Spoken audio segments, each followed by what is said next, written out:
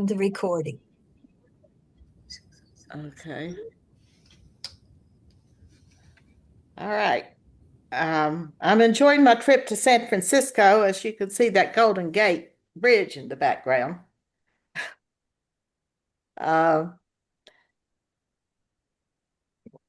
so let's see if I can get my share screen to come up. Of course not.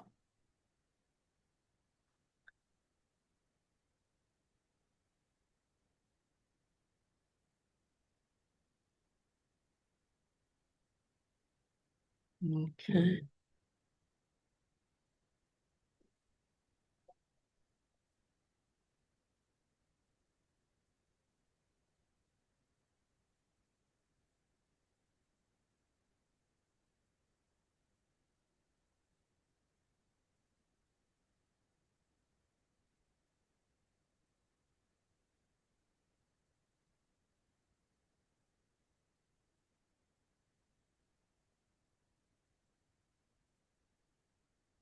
All right.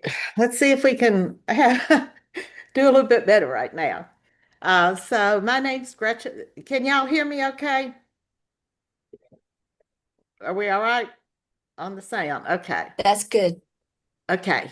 Um, so my name's Gretchen Lamp. I am the state treasurer for NCRSP. Um, and I had changed those dates, but I guess you'll have to put up with me through 2028. You can see my email address there and my cell phone. Feel free to use them at any time if you have questions. So let's see who all's on. Can I start with Teresa Chapman? Hey, Teresa, how are you doing this morning? Fine. So, Miss Teresa, why are you here and what's the most important thing you want to know before we're through today?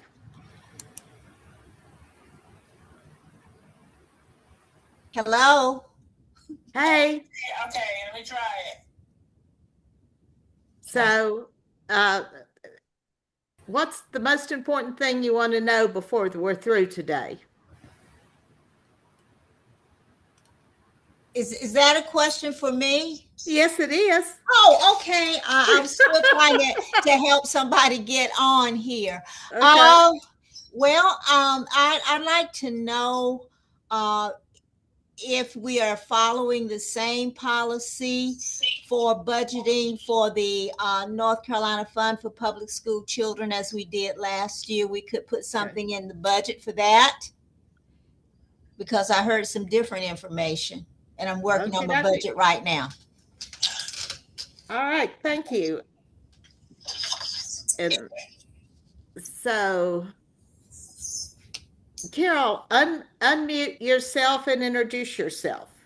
Hi, I'm Carol McClam. I'm on staff with NCRSP, and Tara and I support the committees, support the board, and of course, help the members in any way possible to provide the information you're looking for. And if you want to know anything about our budget and how we spend our money, Carol keeps that all up to date for us. And she has everything ready for me to share with executive board that tells us what our financial situation is. And so we'll be talking about that for anybody who's on executive board on Wednesday, right? That's our executive board meetings Wednesday afternoon. Tomorrow, yes. Tomorrow. Okay, Miss Tara, unmute yourself and introduce yourself. Good morning, everyone. I am Tara Williams. I am the office manager at the State Office of North Carolina Retires Public School.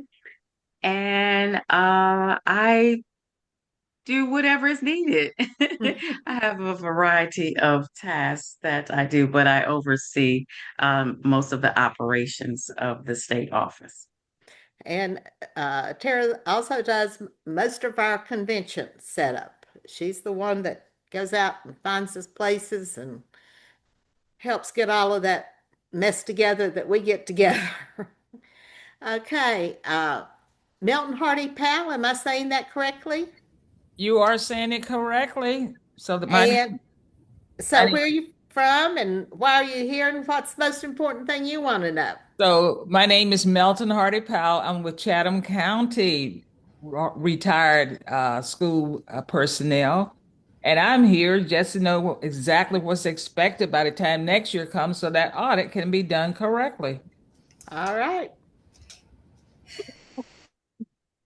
Okay. Miss Laverne? I remember Laverne Reed. How are you? Did you survive Denver, girl? Just barely. I I didn't. I slept for 3 days afterwards. I didn't have that luxury. I had to come to work the next day and I'm here. All right. I'm currently the treasurer for the Charlotte Mecklenburg Association of Educators, and I am here similar to Theresa, who said that I would like some clarification on what we need to make sure is included in our budgets as we prepare those for this year. Thank you. Okay, great. Thank you. Hello, Barbara Anderson. How are you this morning? Oh, we're just dandy down here in New Hanover County.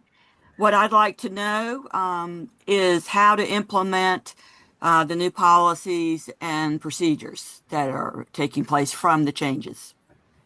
All So right. that we're in compliance with what is expected. Okay. Thank you. Thank you. Deborah Abel, how are you this morning? I'm fine. How are you doing?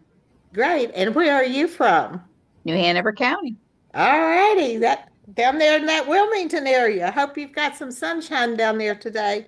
I had one little thunderstorm go through, which was so nice.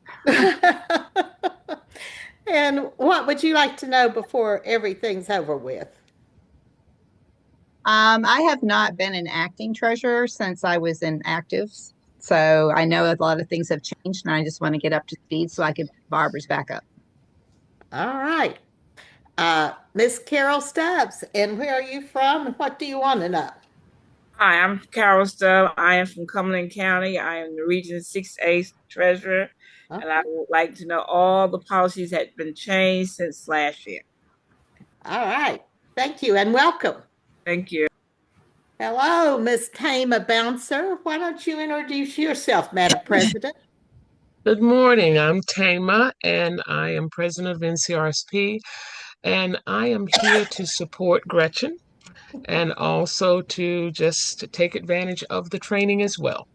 Thank you. All right. Miss Pat Reagan, how are you this morning? Why don't you introduce yourself and tell us where you're from? I'm Patricia Reagan, Chatham County. I'm the outgoing membership chair and treasurer for 4 years. I want to get clarification on who creates the local budget, new updates since last year, the purpose and who sets up the codes within the budget, who receives the local budget and what is its deadline to send it, the purpose in using the July statement to finalize the transactions for the fiscal year of July 1, 2025 to June 30, 2026. All righty then.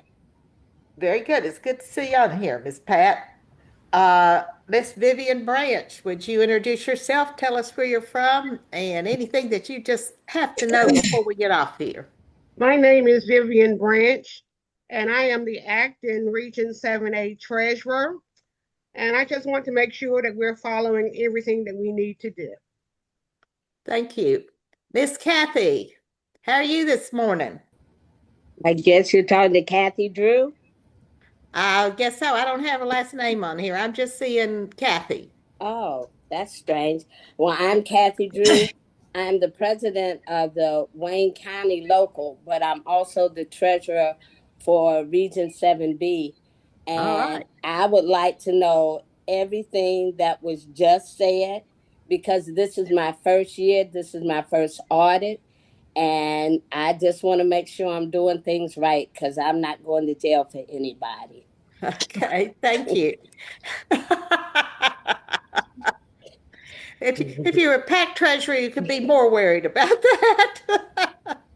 I just get nervous handling somebody else's money. Yeah. Miss Iris, would you introduce yourself and tell us where you're from, anything you need to know?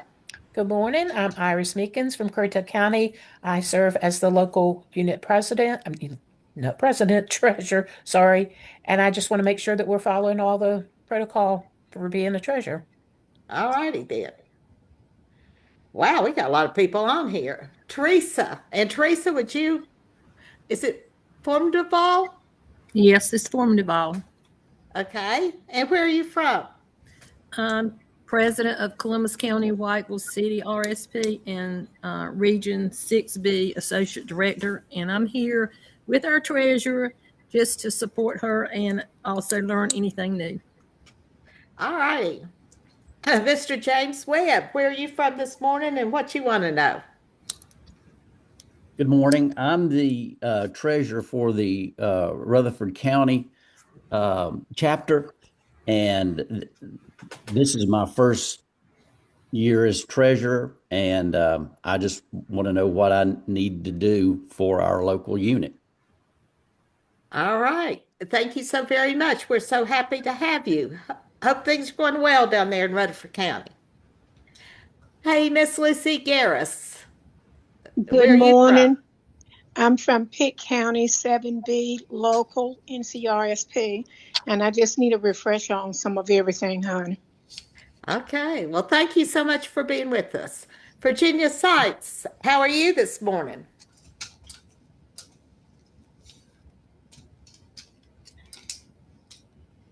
I'm fine. Good morning to all. I am the treasurer of the Warren County unit, and I've been a treasurer for many years now, and I'm here for refreshing. Okay. Thank you so much, Miss Virginia, for being on with us. Miss Miriam Boone, and where are you from, Miss Miriam? Good morning. I'm from Columbus County, Whiteville. I'm the treasurer. Trying to learn whatever is correct in doing whatever's required for us for the 26-27 year. All righty then. Thank you so much. Miss Kathy Drew, and where are you from, Miss Kathy? Okay, I was just up here when you only saw Kathy. So is there another Kathy? Okay. No, Yes, there if is. you were just there, then you must have added your last name. Is that right? There is another there's another Kathy. Oh, there is another Kathy. Well, Who's my other Kathy? I'm Kathy Meisenheimer, Region 2 Treasurer, and Region 2 Lexington Treasurer. And interested in any policy changes that may have come forth that's not on the IRS website. All righty then. Miss Juanita Smallwood. Lots of Smallwoods over in the area I'm from originally. Where are you from, Miss Juanita?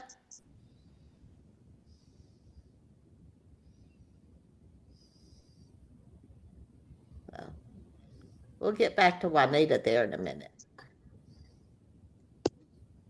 Okay. Hi, Miss Judy. Where are you from? Good morning, Judy Wiggins, Wake County. Let's see. Yeah. Why am I here? I am the assistant treasurer for Richard Suggs, and I don't know what he does except he reports out at the meeting. So basically here just to learn kind of the ins and outs of the treasurer. All right. And here's my friend, Miss Gretchen Griffin. Such a good name there, Gretchen. And I bet you're from Caldwell County. Yes, I am. I had a hard time logging in, so I'm glad you found me. And I'm glad I found you. Yeah, why am I here? Because I want to learn, and I just need to learn everything. Yeah, well, you're doing a great job. Thank you, Ms. Griffin. Yeah, we've been around, haven't we? I just love getting to Can you call speak another Gretchen. again? I don't get to You do are that very often. unmuted. Hi, Miss Hazel Jones. I Get think in we have there when met you each can, other. if you would, please. Hi, can you hear me? I most certainly can. Okay, thank you. I've had a panic this morning because I, the, the email, the first email this morning sent the wrong passcode. But I'm I sure it am did. thankful, and I'm here because I need to learn. I just want to learn. Okay, where are you from, Miss Oh, Hazel? I'm sorry. I'm Region 4, Greensboro, Guilford, All RSP right. Treasurer. All right. It's so nice meeting you. Miss Ferretta. Yes, Loretta Van, Hertford County, 7A, Treasurer. Are you in? All right. I don't have the speaker. Okay. Let's see. I changed all the way. Hello, Miss Lamb. Yeah. This is Juanita Smallwood. I'm sorry, I was on mute. When Okay. you called my name before, I'm from Bertie County. I am the secretary here, and we also have our president, Minnie Outlaw, and our treasurer, Laurie Cherry, with us today. And All we just right. want to know everything we need to know to be in compliance.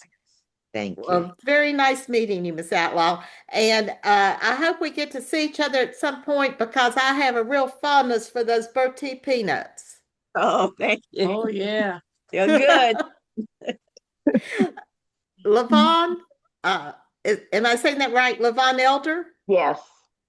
Good morning. Good morning. I'm from Alexander County, and I just want to learn as much as I can to do a good job for Alexander County. And I want to make sure that I can learn everything, do a good budget for our county. And I want to make sure that I do everything correctly, don't do anything wrong. Well, you are great, Miss Levon. I'm glad to, we have talked before. It's nice meeting you. Yes, nice meeting you too. So let's talk first then about the role of the treasurer. Oh, the road. Don't miss your notes. I hope I got everybody. We talk a lot about fiduciary responsibility, and you'll hear that a lot on television also. You're not just you not only have a financial responsibility, but a fiduciary responsibility is even stronger than that. You're sort of the heart and soul of why this organization operates in terms of making sure that our dues money that we get from our members is used responsibly in coordination with local and state law and within local and state policy. Now, when we talk about it, we want to be sure that our members' money is spent to fulfill the mission and purpose of NCRSP. If you need to know more about what our mission is, it's in the governing documents, and if you click on that little blue NCRSP governing documents, it's going to take you over to the website, and it will tell you that our mission is to preserve a life for our retirees that grants stability to them. We're supposed to be helping those who have retired and making sure that we can help get them the best life possible. And the second one is to do what we can to help public education in our state and in our communities. Now, I'm hoping that you've already looked to see that you have set up your banking accounts and that you all have gone to the bank. And if you needed to change signatures on the banking account, that you have done so. I'm thinking that most of you do not have $250,000 in that bank, because if you do, we have to get some of that money transferred over. But if you have less than $250,000 and you are in an FDIC, a Federal Deposit Insurance Corporation, regular banks will take care of any loss. If you're in a credit union, then the credit union has insurances that covers its deposits. You you got to have a budget committee. For NCRSP itself, the Administrative Council, by law and constitution, is the budget committee of NCRSP. But at your local and regional level, the budget committee could be the executive committee. It could be that the president appoints folks to work with the treasurer to work on that budget. We find in our region, Region 1A, our executive board works with the regional treasurer to prepare the budget. So once that budget, though, is prepared, what's extremely important is it gets presented. So it needs to be improved. And the best way for it to be approved is to take it from executive board to your local or region meeting and have the budget approved by your members who come to those meetings. You will need a budget that once you prepare it, it needs to be in the NCRSP office no later than October the 15th this year. And you can email those in. Every local or regional treasurer is to present regular financial reports at your scheduled meetings. The financial report is basically, it shows what you budgeted for each item, what you have spent at that particular point for each item, and how much of the budget is left in each of the codes. And we'll talk about codes in a little while. That way you can track throughout the year how you all are doing financially. So you don't get to the end of the year and get a big surprise because you're going to do an end of year meeting and you find out you've spent all your money for meetings. Because as you track it through the year, you should know how much is being spent. Now, a financial report does not require a vote of acceptance. It does file, the president basically says, please file the report with the minutes. So your financial report for each month that it's presented should be filed with the minutes of that meeting. You're supposed to work with an appointed audit committee. Now, the president should be appointing the audit committee. There is, if you sign a check, you can't audit your own books. Anybody who's a signer of the checking account may not be part of the audit committee. So if you look at the audit form, and that form is online, if you happen to need a form, if you can't find the form, you can send an email up to Tara Williams. Tara is the keeper of the audit forms, and she will get one out to you. At the bottom of the audit form, it speaks to the fact that an audit committee has reviewed the form. So, who's on that audit committee? On the audit committee, as I said, there should be folks who do not have anything to do with signing checks, nor should they be kin to somebody who signs checks. All right? You don't want that payment. The other thing is when you go and meet with the audit committee, you should be taking the checkbook. You should be taking your bank statements. You should be taking your budget, and you should be taking your receipts. So when you get from your bank an end of the month report that has June the 30th on it, then you are going to start with the ending balance. That's what goes on your audit report. Then, if you have written any checks that have not cleared and are still outstanding prior to June 30th, in other words, the check would have had to be written before June 30th.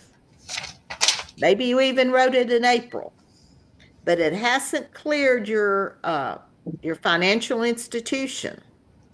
That is an outstanding check that you're going to record on that audit form, because it's going to ask if there are any outstanding checks. It's also going to ask you if there are any outstanding deposits.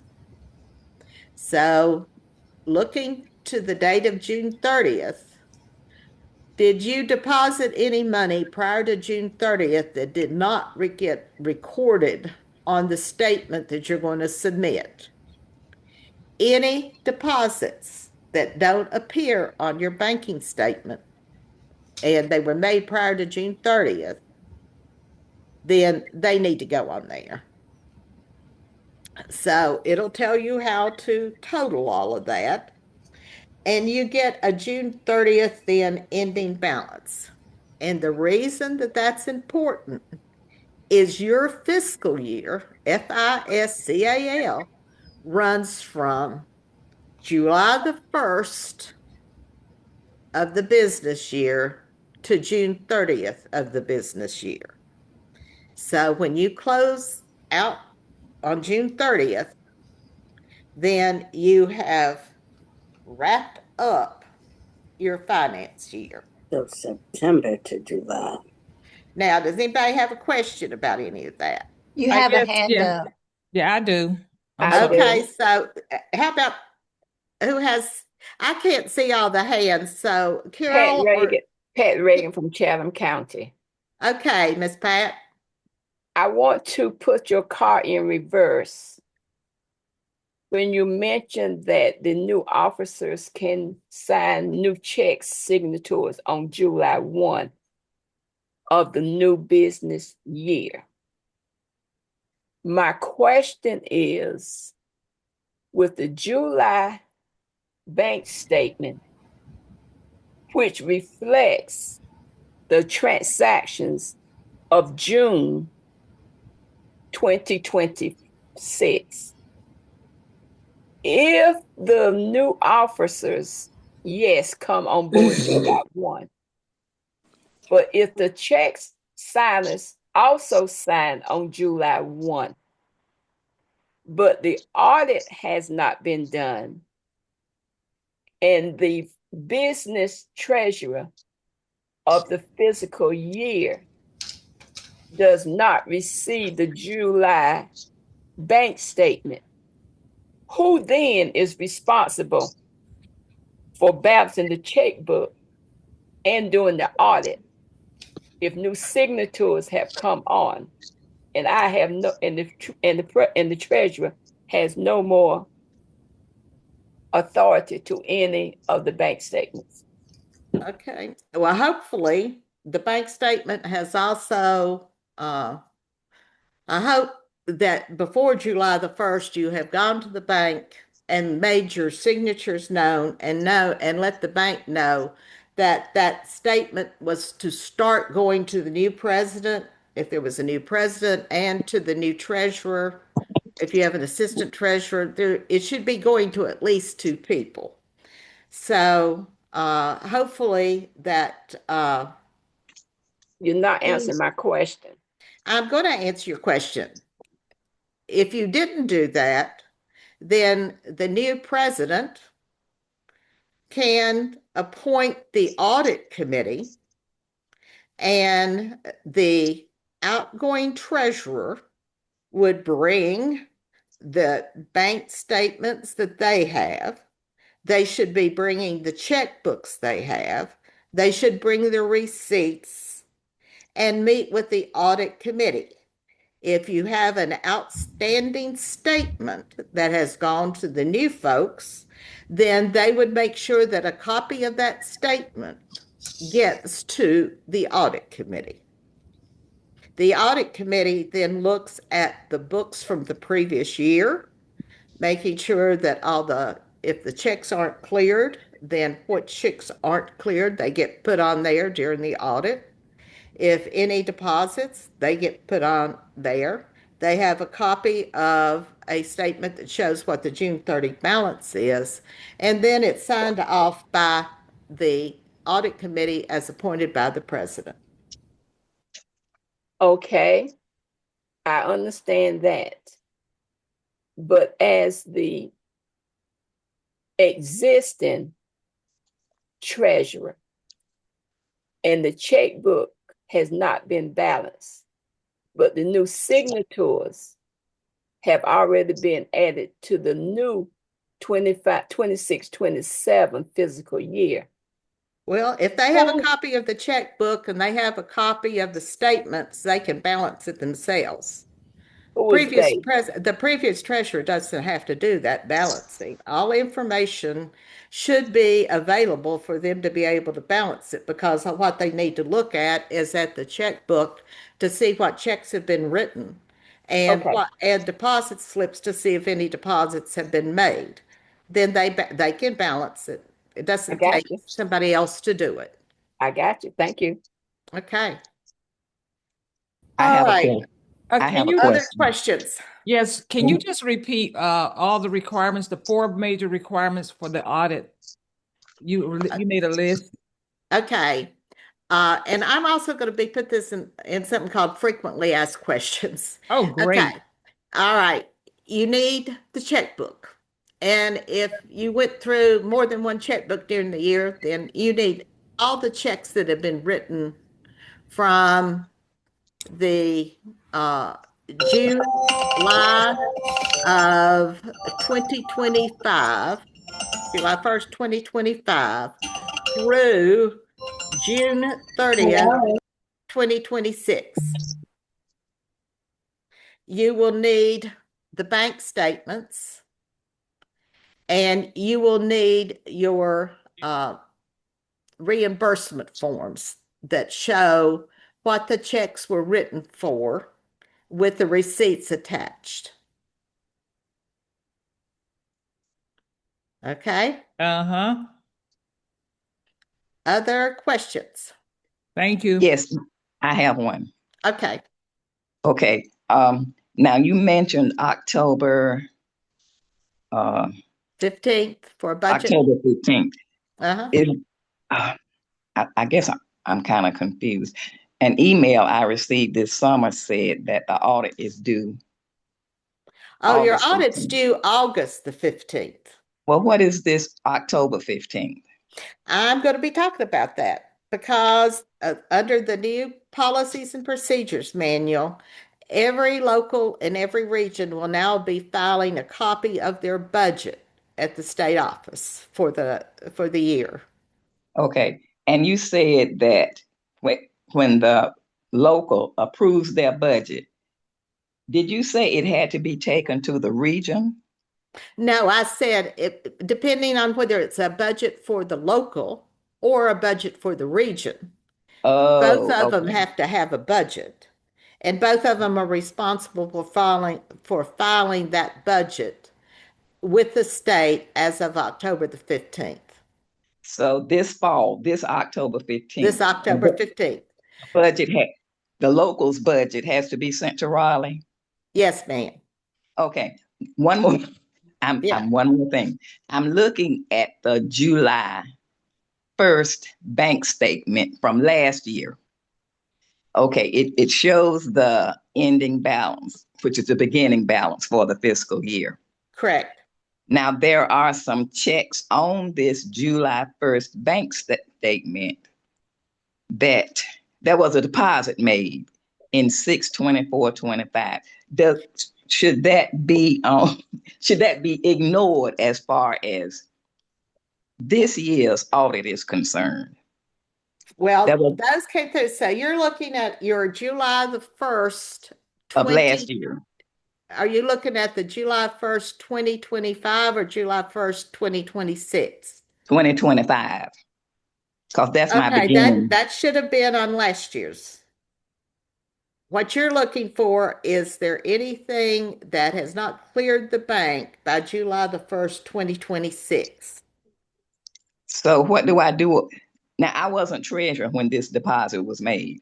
So how do I treat this deposit that was made on 6/24/25, but it shows up on the 7/1/25 bank statement? You're not worried about the 7/1/25 bank statement. What you're worried about is the 7/1/2026 bank statement. Okay, but do I include that bank deposit? No, it would have included before. Oh. Because this audit is for 25/26. Mm-hmm.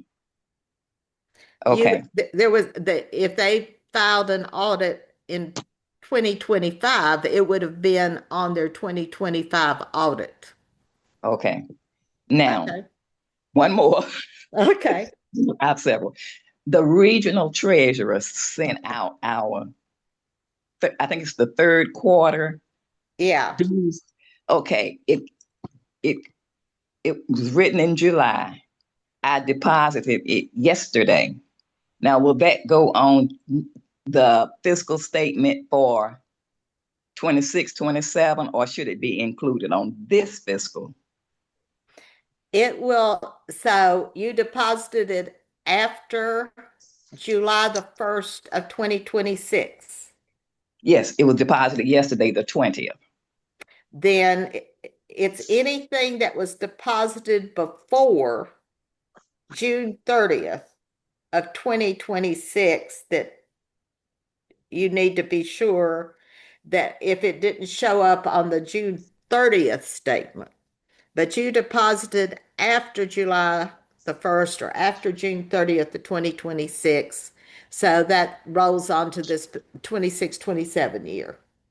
Okay, so that deposit I made yesterday should not be counted in this year's finances. That's correct.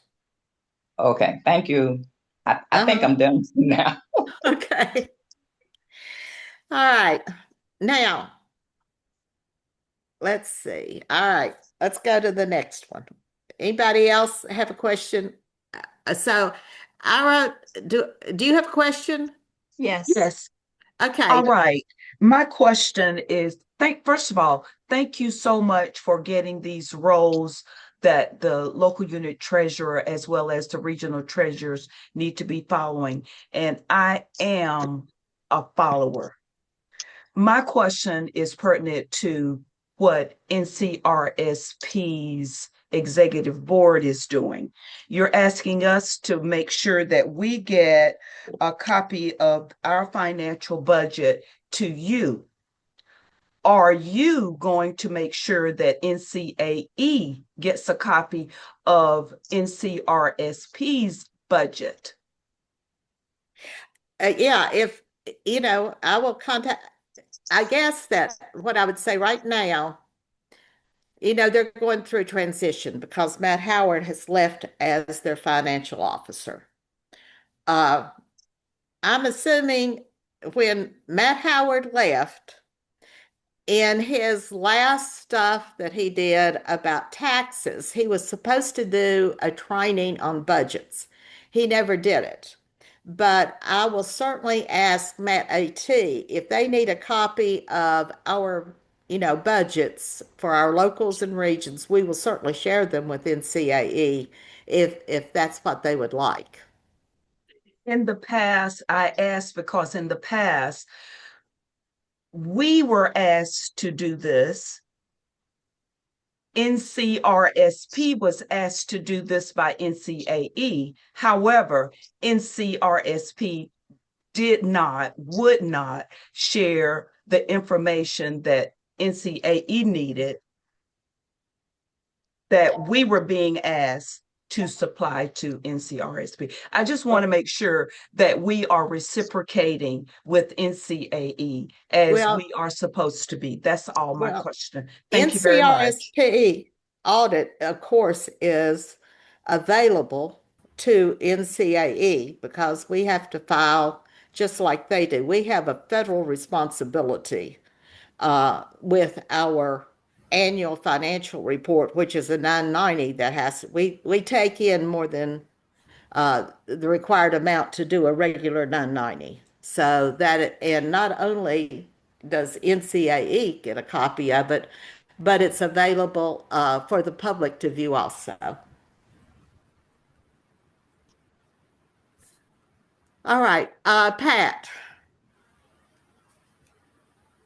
Because we have so many present treasurers and new treasurers coming on, and I know you would deal with the budget codes later. The budget codes are quite a task if you do not have a business background or major.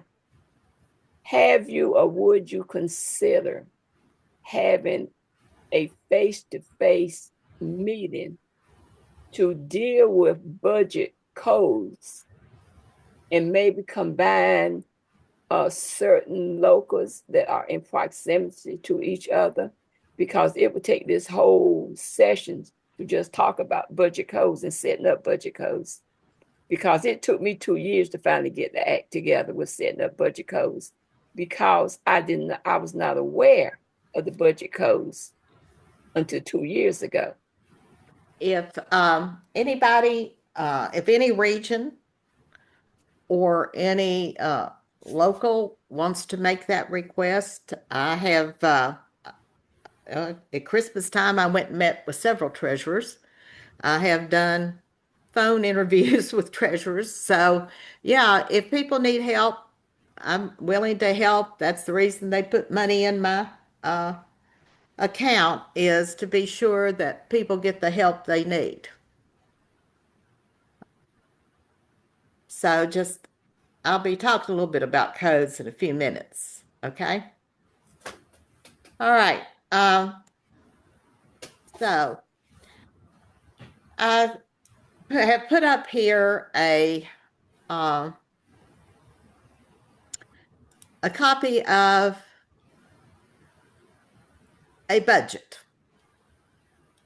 and with the idea that, and you can make your budget look like you want to. This is just an idea from me about what you might do. That you needed the name of your local or your region, and that it's for this budget year, whichever where we're starting. In this case, it's 26-27. Now,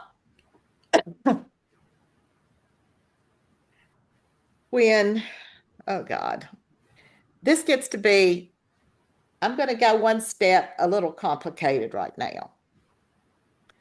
When you end your budget year on June 30th, and there is money left in your checking account, then there needs to be a policy in place. You at your local level or you at the region level should make a decision as to what happens with that money. It can either, like, if you have you could have a policy that says, this is what we call, this is not your scholarship budget, okay? This is what we would call an operating budget. This is the actual budget that your local or region will use to pay for expenses during this fiscal year. The money that you have left at the end of the year, and when you get to the bottom of the operating form, of the audit form, it will tell you how much money you're ending the year with. Okay? So that money, you could have a local or a regional thing that says any money left at the end of the year is deposited into your scholarship fund. That would have to be a vote, and it has to go into some kind of written policy, or it's got to be in the minutes or something.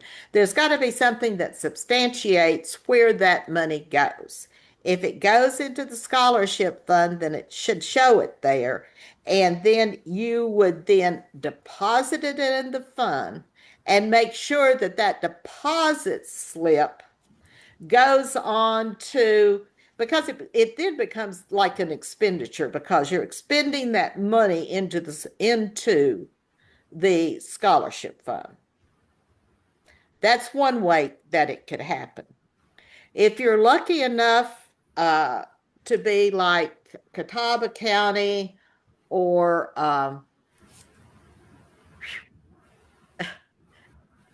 Roger is the regional treasurer for down in his area of Region 1B. His local has a interest-bearing account also, or a investment account for their scholarship. It may say that it goes into the investment account.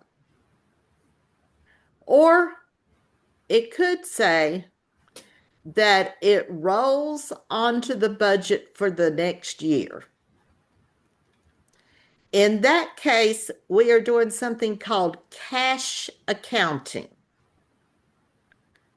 So before you would see dues here where it says income, you would have a line that said balance forward. I want to repeat that word, balance forward. So if you end the year with like $2,000, that balance forward would go right there. And then you would go down with what your dues are going to be, how much you have in sales, blah, blah, blah, till you have a total for your income. That balance forward, that cash that you have put forward, would become an operating amount in your budget for the next year. But this comes with one caution. Remember that what you have left over this year is not a recurring amount of money. Every year, you're not going to have the same balance. You're not going to, maybe you end this year with $5,000 over, and the next year you end it with $200 over. Probably and I did put a contingency on here, but you can have over in your expenditure part, you could have something called a contingency account. That's for an emergency. So you can take that balance that you had left from this year, from the current year, if you move it into this next year, then you may want to add in your expenditures a contingency account. So if you have $2,000 left over, you would add an expense account that says contingency, which would get $2,000 in it. That's emergency money. You know. Question. Yes. Why would you want to put that amount of money in contingency if you have a budget already set up with line items to cover your activities and events for the whole year? If you put that kind of money in contingency, you have pretty much blown the beginning balance for the next operating year. Well, no, you're putting in a contingency for the coming year. You're not going to touch it unless you need to. If you use it to be part of your budget expenses, just remember, keep in mind that this is not a recurring amount of money. Exactly. And you can get in real trouble if you start planning on that money to be always there. It's not going to be. It may be more, it may be less. Right. I understand that. And we have a line item budget, and we also have a contingency line item to cover those unexpected things. So I understand where you're going. But why I have your attention, when it comes to the region money that is given to each local members' money, for this physical business year, most locals, we are short of receiving checks from the region for the members. So when the new treasurer receives those checks from the region 4 treasurer, where is that money documented? And under, it has to be done in the 26-27 business fiscal year. But it should have been money received in the 25-26 business fiscal year. How do we balance that money out? Okay, so if we were keeping proper bookkeeping, that would become a journal entry. Well, you'd have to journal that. I keep a journal. Oh, well, good. You know, and thank God for Carol, but Carol keeps our journal. So you can put it in as a journal entry and add it to your dues, or you can go down there and make you a code if you want to, and say. We do have a code. Okay, you could have a late dues or something like that. Okay. Because what's happening is that your local dues are being transferred through the region, right? Yes. So this is local dues coming in, but if you don't receive the last dues payment for the 25-26 year, you can account for it in dues with a journal note or a note at the bottom of the budget saying that, this amount of money is dues that came from the 25-26 membership, but were transferred to us after the end of June 30th, 2026. Well, some of the problem with that, Ms. Gretchen, is that I think is the NEA or the higher level, they changed the process within the last 3 months, how they distribute that money, excuse me, to the regional treasurers to disperse it to their locals. So that okay, we're going to talk about that in a minute, but basically what happens is on a monthly basis, NCAE transfers the money that is NCRSP's to NCRSP. Miss Tara, if she would like to speak to it, then on a monthly basis transfers that money to regional treasurers. You want to speak to that, Tara? Okay, to get even further clarification for the dues. Yeah, that actually what happens is NCAE transfers on a monthly basis our NCRSP dues into NCRSP, and then you are in charge of transferring that money then out to regions. Right. So basically it is the dues distribution that the region treasurers receive. We as in the state office, receives monthly dues from NCAE of all member payment types for the month. So whether you're paying by credit card, whether you're paying by bank draft, whether you're paying by payroll, all the dues that are collected for the month for our members is then transferred to us in an e-check as well on a monthly basis. Typically, we get it about the second week of every month.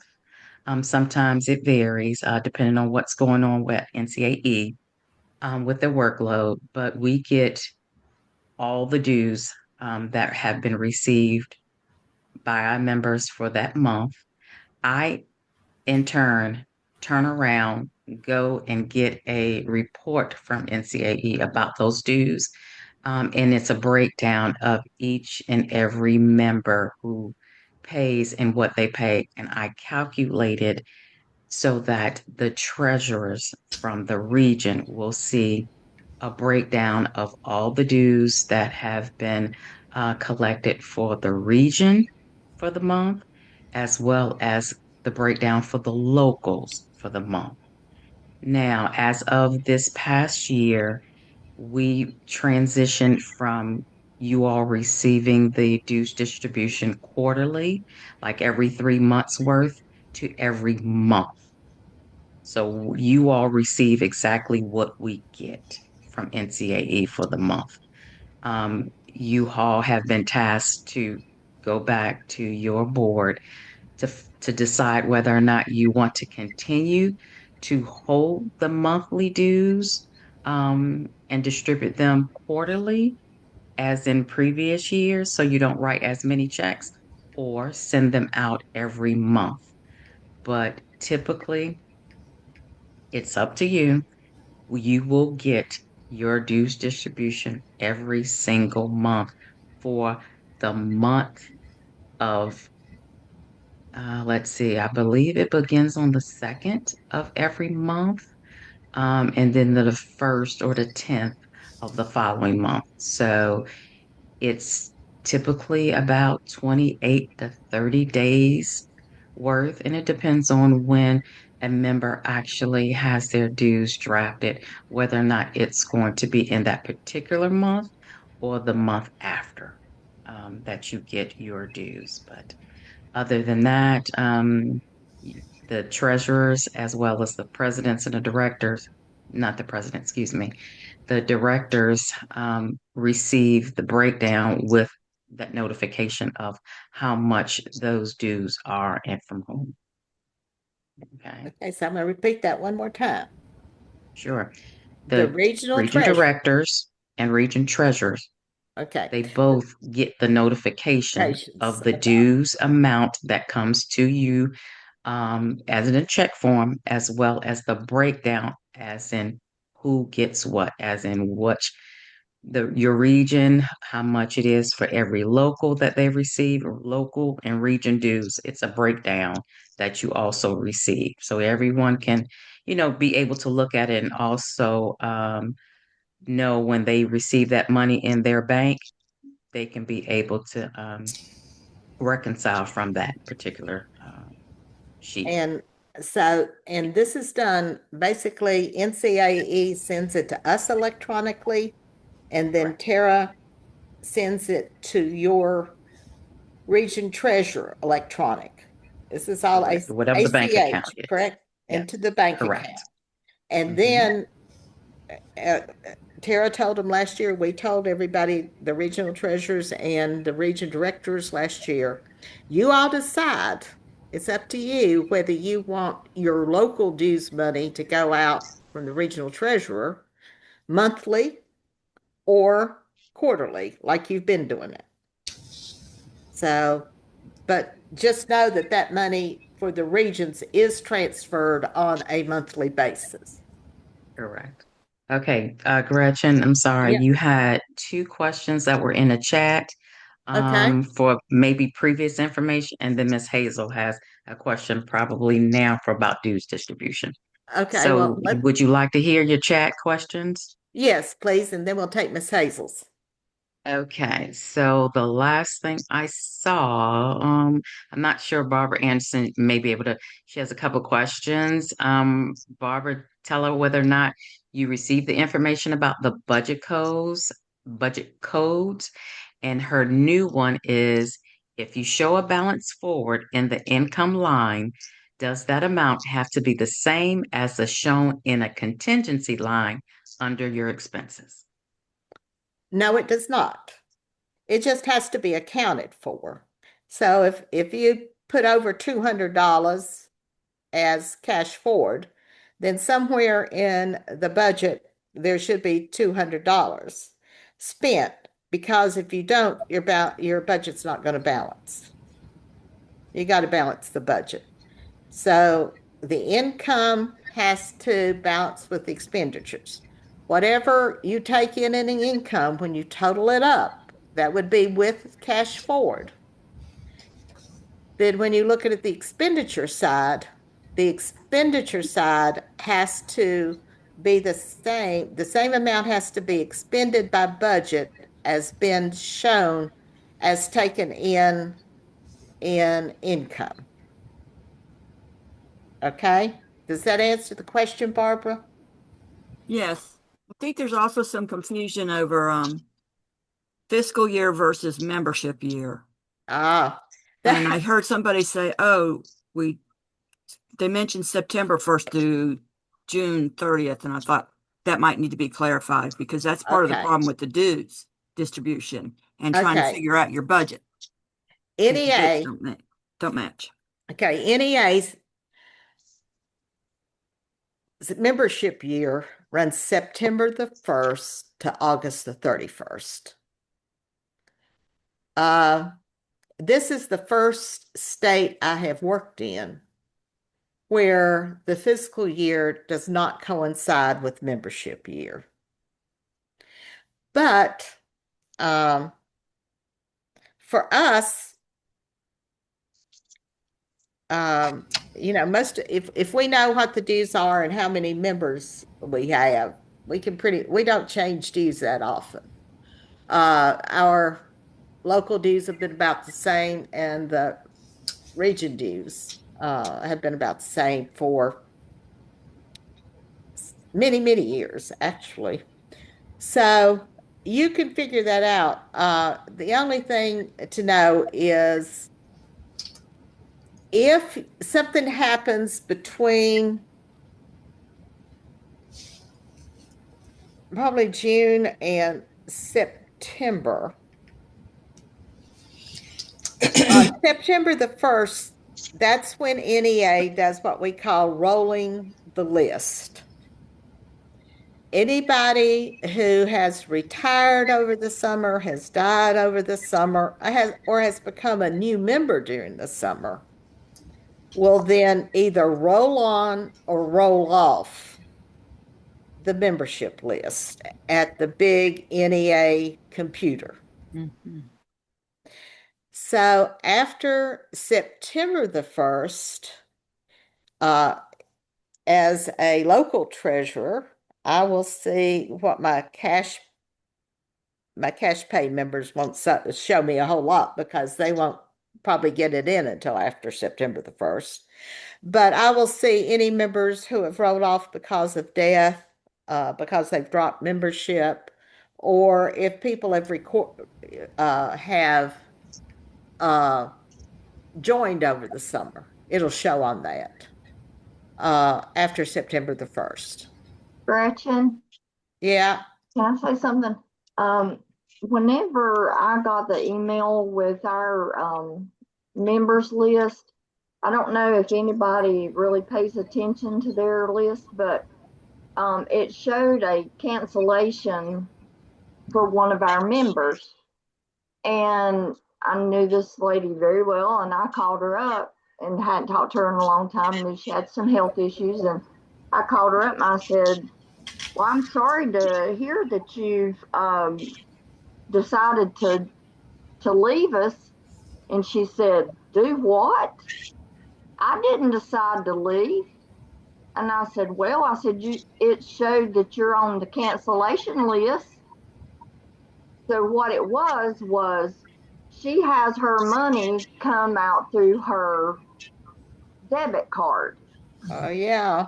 If it So what changed. it was she had gotten a new debit card, but what happened was her debit card number stayed the same, but her security code changed? No, well, not her well, that may have changed too, but also her year changed. Yeah. Her, expiration date. Expiration date changed. So make sure to check, and if there's a cancellation for a member, contact that member and see if that possibly happened to them. That well, it happened to me, and I had to call in and change everything. Yeah. Okay. That's a really good point there, Hazel. And yeah. As membership chair and having the same concerns for several years, we as treasurers do not know when the members' credit cards, debit cards expires. So we don't know when to alert them to let them know that they need to call the NCRSP and give the new information. So we had a member who was paying by check, by credit card. Her husband died, who was taking care of it. They had to hit that credit card 3 times. And then it was the 4th month that her name showed up as a cancellation. But during that cancellation process, the state was pretty much in the range of getting ready to have the books audited. So this was a long-time retired member. So I took upon myself to pay her dues so that she wouldn't lose all her insurance money, and then to get up with the family because I couldn't find the family members. So credit card is a concern, and members do not let us know when they change phone numbers, they change their addresses. So we have a hard time trying to figure out whether they're still members because we don't have the correct phone numbers. Okay, sometimes I can't remember this lady's name right now, but the person who does that will notify me on my local treasurer's report. If somebody's been paying for a long time, and she'll send me a little note on it saying, you may want to check on this member. But yeah, if we encourage you, please, please, please, since we don't know that, to check with the member or to check with Virginia Spencer. It'll say on your thing, the person at NCAE who enters the information for our membership is Virginia Spencer, except for cash payer members. If you have cash payer members that we need to check on, Carol enters our cash payer members. Is that right, Carol? That's right. And you keep up with people who are not, if something happens and they're not paying, because she'll let you know, or that at least they let the local presidents know these people are being canceled because on the cash payers, so that we can pick them up again. But just keep an eye on that. But Gretchen, also, if people would follow instructions for cash pay members, send their information back to the treasurers, then we would know who has not turned the information in and who we need to contact. So if I send your cash pay information to you and you decide to send it to Raleigh yourself, I don't know whether you dropped or what happened. So now I got to call Carol. Carol, have you received this person money? Da da da da da. If we do what Carol asks us, send it in on the transmitter, it keeps her job easier and more time consuming than having to deal with all these members, sending them in individually. Okay, I will be talking about how I do my cash payers in a minute. I think some of us do different people do them different ways, and we'll be talking about that. Yeah. Okay. Question, there was more questions in the chat. Are you Okay. ready? Yeah. Okay. The next question from Ms. Gretchen Griffin was, could we split part of the leftover money from 2026 into the general fund and scholarship? Okay, remember that general fund and scholarships are different. Okay. Hopefully what you're talking about as general fund is your operating account. Yes, yes. Okay, scholarship account is different. All right. It should be a separate fund. You, as an organization, this should be a vote. There's got to be a motion, a second, and a vote, whether it's by your executive committee or by the general membership, about what happens to that money. Maybe you put it, urge you to put it in some kind of procedural policy about what the common practice is going to be. Okay? Yes. So it can go to either or both.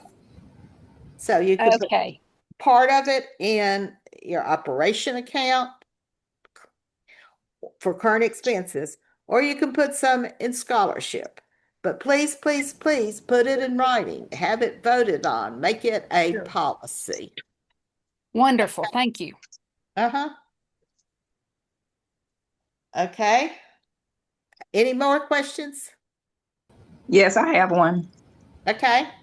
The hand went down. Okay. In an email sent this summer, it stated that if you bank with a credit union, you need to send your June and July bank statements with your audit report.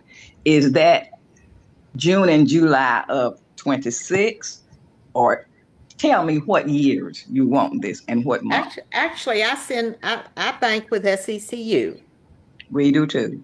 Okay. I send in the July one because remember, June's statement ends on June the 28th, right? They always send it out on the 28th of the month.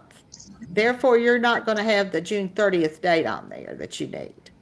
So if you will go to your July statement, it will have the ending stuff on it.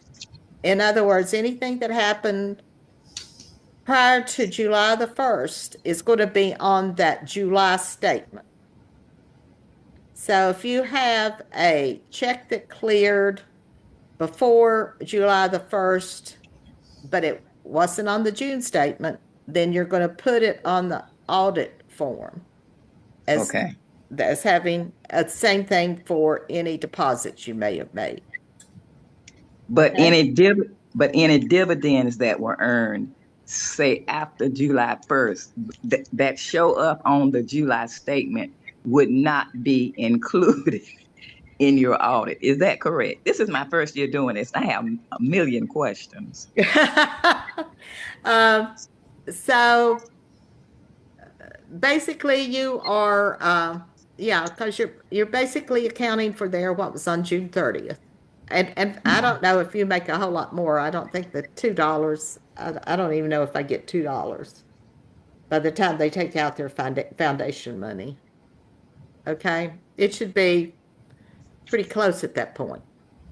So the SEU foundation deduction, which was on 7/6/26, would not be on the audit, nor would the 16-cent dividend, which was also on the 6th of 7th, would not be on the audit. Because they were posted after July 1st. That's correct. Thank you. Okay. I thought I had this down. I see I do not. Okay. Anything else? Barbara Anderson have has one more a question. Okay, Ms. We have Barbara. Miss Iris first. I'm sorry. Miss Okay, Iris' Iris. question was first.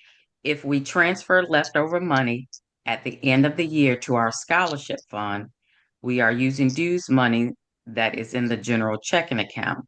I thought that we were not allowed to use dues for money for scholarships. You can use dues money for scholarships as long as you have put it in the budget that was approved, and as long as you're still spending 50 to 80% of whatever dues money that you bring in to go directly to membership benefits. Remember, though, that you're going to have to, if you use dues money, if you put any dues money into the scholarship fund, you're going to have an operational policy on it. And it has to be firmly done because you can't commingle those things. And you have to spend at least 50% to 80% of any dues received to the general benefit of your members. For New Hanover County, we have it in our policy that we will do a $15 memorial gift from our dues in memory of a member who passed. Okay, and then that becomes an operational policy. Yeah. And I don't have another question. I just had a statement. I thought you had told me that scholarship funds and your operating funds should be in two separate accounts. They don't commingle. So I just want to make right. Sure And because basically what happens too, remember, is we will talk about that too, but for the scholarship check, if you're going to write for that scholarship check, you can't transfer money then from the scholarship fund back to the checking account and write the check. Oh, so the check has to come out of the scholarship fund. And so what you do is, working with your bank or with your credit union, you can have them draw a cashier's check out of the scholarship fund, write you a cashier's check with the money from the scholarship fund, and you'll pay a little bit to have that cashier's check done up. Gretchen, you are absolutely correct. Chatham uses cashier's checks. However, when you go in to get that cashier's check for the scholarship, it's all in who you get it from. If you get it from the cashiers, you don't pay that $6 fee. Mm-hmm. But if you get it from one of the office persons, you're going to pay a $6 fee. So I learned not to go to them. I go to the cashier. Yeah. Okay. I do too. Okay. Hey, that's good advice. Thank you. Question. I need an audit report. And you said to get them from Tara. Could I have some contact information for her, please? Okay, if you will put your contact information in the chat, then Miss Tara will get it. You can also go online to our website and go down to reports and forms, and the audit form is also on there. Okay, thank you. Or you can also give her your email, and she'll email it to you. I'm working on my tablet, and it's okay. Bouncing back and forth between pages. I mean, between sites. Okay. Anything else right now? Okay. I don't know. On the, I need to, yeah, okay. I'm going to move this down a little bit so I can see. Okay. If you see on the on the expense forms, you can see, I have coded these. This is what they call a chart of accounts. We have. Are you sharing your screen? Yeah, did it? We don't see anything. Okay, I was trying to move. I see it. See it. It's still up there. It's still there. It's still I can't move. Now can you see it better? No, it's up there. Is this the code she's talking about? Yeah, I can see it. Okay. Yes, it's there. All right. So, point being here is most people or most organizations have a chart of accounts. You're small enough that you may or may not want to use a chart of accounts. We are encouraging you to do codes. and why that makes a difference. For NCRSP, Carol has a chart of accounts. If at any time, if we're at an executive board meeting and an executive board person says, well, Carol, how did we spend $200 on that? Carol can go to her chart of accounts, which is cross-referenced in her books, and it will tell each of the expenditures. It'll tell the check number. It'll tell what the check was for. It'll tell whether we paid for it by credit card. For big organizations, codes are important because they tell you when and how your money's being spent in each particular area. So, and I don't know what the laws are now in North Carolina when it comes to school systems. But one of the most interesting things that you can do with the school system budget is to look at a particular code number, which is on their chart of accounts, and say, would you please send me what we call a check history for that? And that way, if it's a matter of public record, you'll see every check that has been, or every penny that's been spent and what it's been spent for in that particular code. Which, depending on where you are and what you're doing, that can be a really interesting thing to do. But that's why people have codes and chart of accounts. It makes it much easier to see where your money's being spent, how it's being spent, who you wrote the check for, or who you paid the credit card, if you have a credit card that you use, to do that, so that you know up front how much money you're spending in each area. Just say you have a meeting expenses and the meeting expense gets up to $2,300. People may not know without looking down through here, was that because the meals or refreshments were more expensive, or we had to print a whole lot of stuff, or, ooh, we gave out $100 door prize to 10 people? You know, it keeps you honest about where you're spending money and how it's being spent, and you can look at it and break it down and know what may or may not be causing a problem, or where you can save money. So when you, and by looking at it, it makes it easier too if you start looking at past budgets, because when you get to your end of year and see what you spent in each particular area, then it makes it that much easier to project the budget for the next year. All right, let's go sit right here. Look. Do you have, so if anybody has any questions? Now, if I do. So Okay. if we move something, if we set up that contingency fund, does it have to have a code as well, Gretchen? Yes, it does. Okay. And I couldn't tell you what our code is right now because I don't have the financial report in front of me, but we usually put the contingency at the very last expenditure on our budget.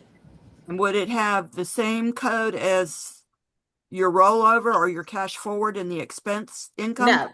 No, because Okay. remember that your income codes are different from remember 100 codes are income, 200 codes are expenditures.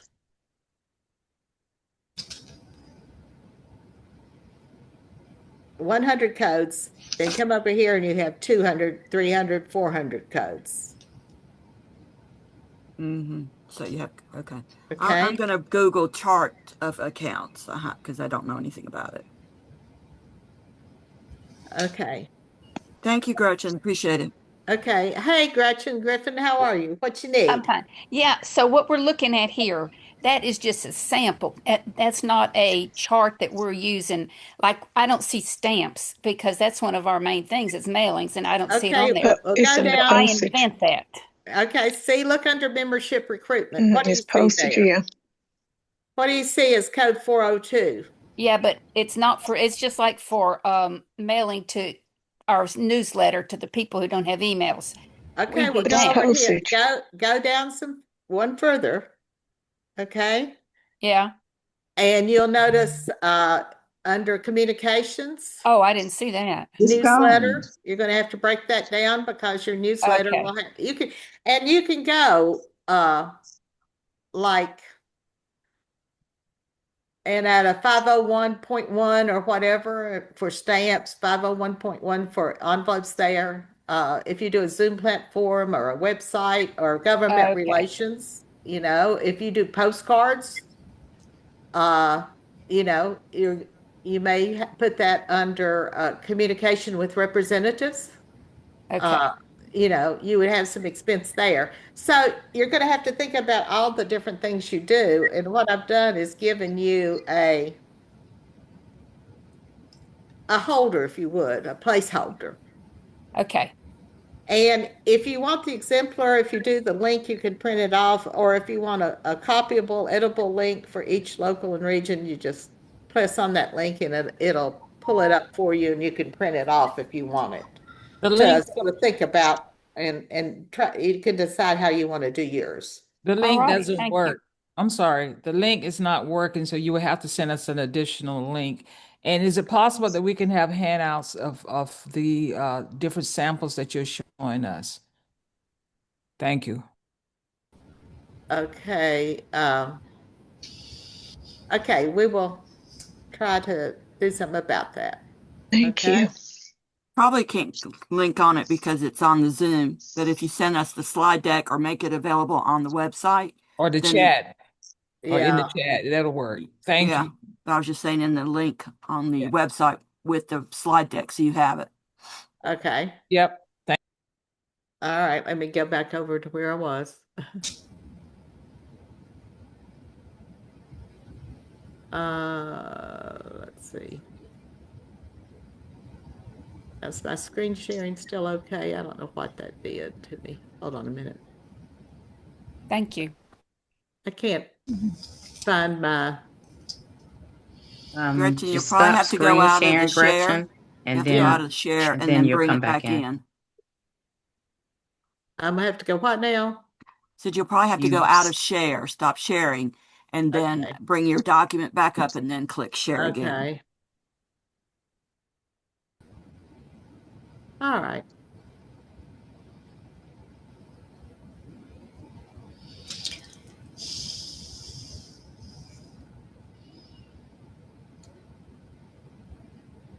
Well, Did you find your document? yeah, it's right here. Okay, then go back into share and then click on it to see if it'll come up. That's what you probably have to do. Okay. Can you see that or not? Not yet. Yeah. Not yet. No. Okay. Screen share. Here we go.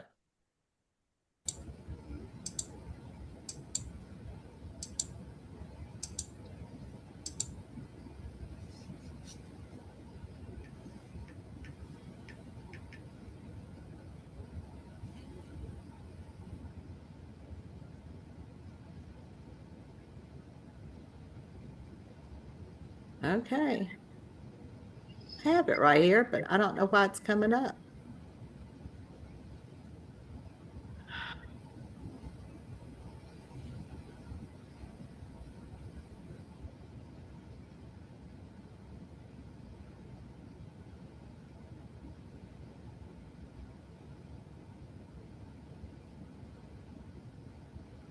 I can see it on here, but I don't know why it's not sharing. Oh, there it did it. Okay. We're back. Oh.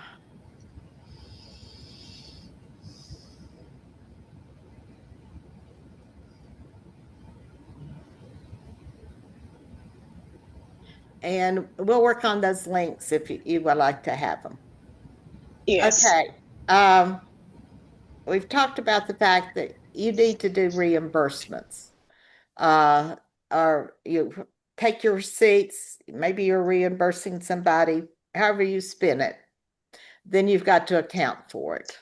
I've just given you a sample one here. One thing to be sure to do is to put an account code on it. So, you know, you need the person who's going to be reimbursed, make sure that they sign it, that it's dated, that if you are the person who approves it, that you sign it and you date it, and that you put in the check number and the account code, because they're going to tell you what they needed to be reimbursed for. Lots of people do this different ways. Some people like to staple the receipt or the document to the reimbursement form, however you do reimbursement forms. I like to Scotch tape them to the back. I started doing that about 40 years ago now, 1985, when I became a staff person and had to turn in every receipt that I ever did.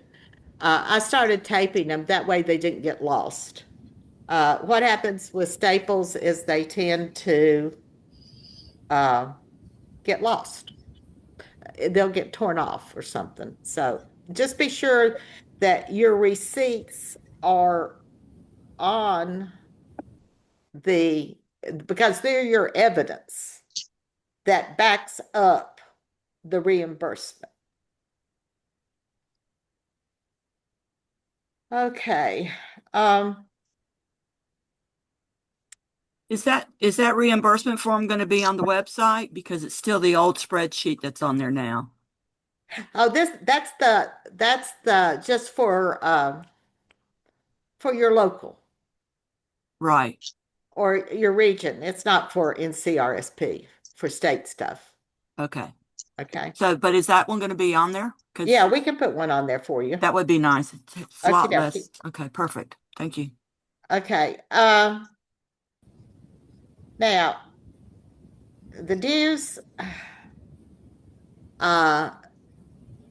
you're going to get, this is about cash payers. So you're going to get those cash payer forms to distribute in August.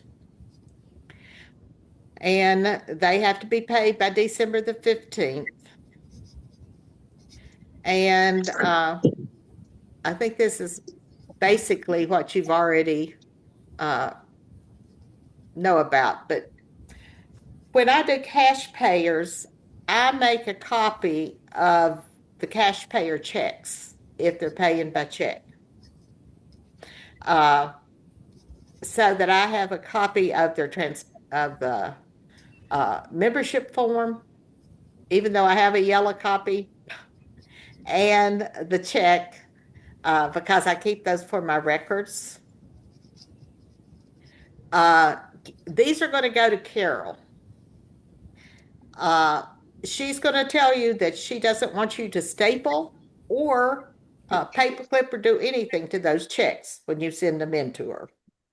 You want to say anything about that, Carol? What makes it easiest for you with the cash payer stuff coming in?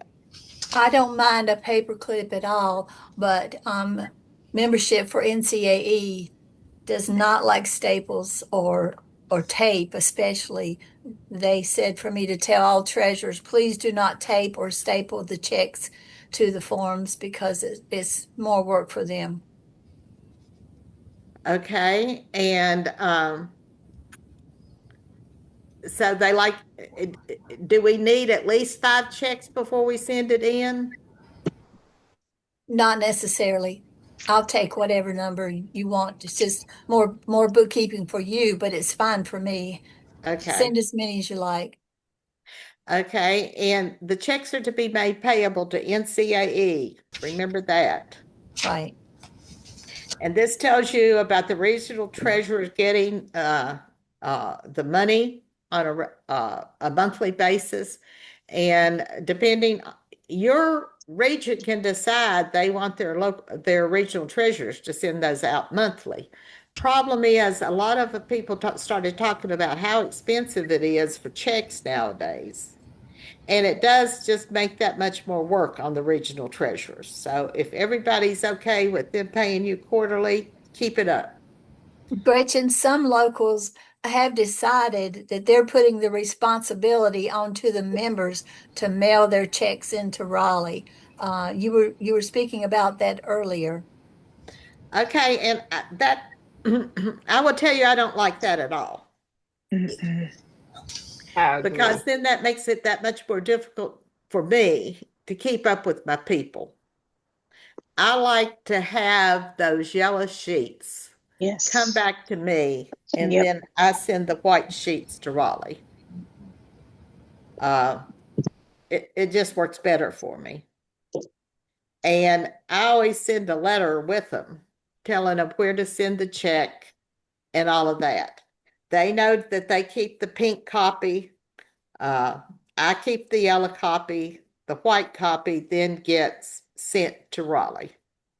Also, it lets me know if they decide to change how they want to pay their dues.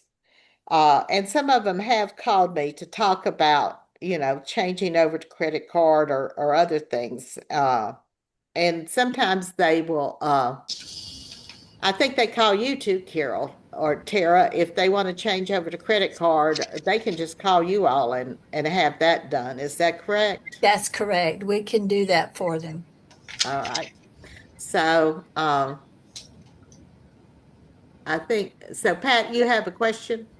Yes, for Chatham, and because I know our members, most of our cash pay members are probably 80 and older. Right.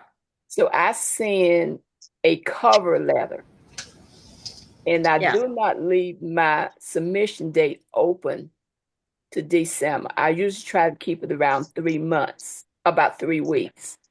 I send a self-addressed stamped envelope. So the only thing they have to do is to fill it out, put it in the envelope, and put it in the mail, and it comes back to me.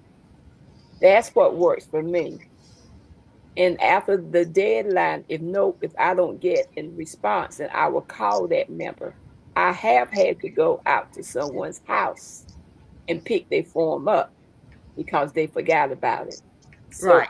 In Chatham, as I was doing membership, I did what works best for the members and not necessarily me. And I have a lot of people who've now moved into nursing homes. The other thing, this is sort of in the membership category, but let me just say that for, I think it's over the age of 90, somebody can, right, that's right. You can't count them in membership, but you can certainly keep them on your rolls until they go on memorial or whatever. Or a lot of associations for people over 90, they will pay their dues. So that's something that you all can decide at the local level if you want to do. But I like having the checks come back to me because it makes it so much easier to make sure I know, who has joined and who has not joined. And Gretchen, what worked for me, because I was treasurer and membership chair, once I make a copy of the check before sending it to NCRSP, I will use a Sharpie on my copy and mark out their check number, or the amount number and all of that. Because these books won't always be with me. Okay. Gretchen, what do we need to do if we are paying their membership for them? You would need to take the form, and if it's a check payer, if it's a cash payer, then do the motion and everything. You would need to write the check, and if it was for like 4 or 5 people at a time, then make a copy or you're going to keep that yellow copy with the fact that you have paid it and put it with a form to show that this goes with this check, showing that you've paid that. Okay, and then send in the white forms with one check to cover the cost of all of them. Okay, I'll get up with you because we've got a couple that I need to talk to you about. Okay, and you're going to notice, I think the most interesting thing to me is that no cash payers sort of come in bundles. They all have different amounts that they pay depending upon when they became members of the organization, because the region dues may change, but they would have been in the whatever motion was made said, people who are cash payers or whatever have been members of their stay at $5 instead of $7. So that can make a difference in how much the region gets. Local dues, they're all still, I'm pretty sure, at $10, if I remember correctly. Okay. I thought they was going to increase it to 15. The what now? I thought they was going to increase from $10 to 15. That has to be done by the administrative council, if I remember correctly. I just read that. We have not increased. If I remember correctly, region dues have to be recommended by the executive board and passed, I believe, at the convention.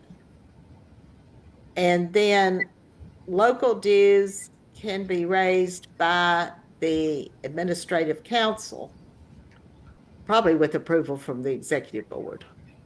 But they haven't been changed in, I think maybe Willie, during Dr. Ramey's time, they may have been. But regions are now at 7 and locals are still 10.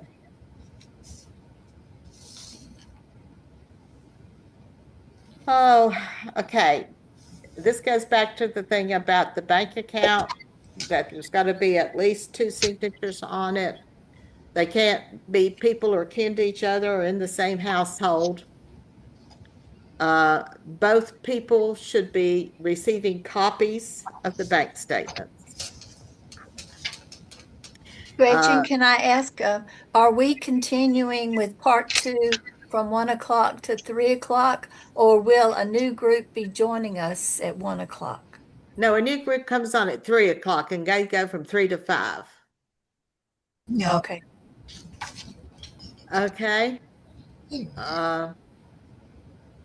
Making sure that you have permission to write a check.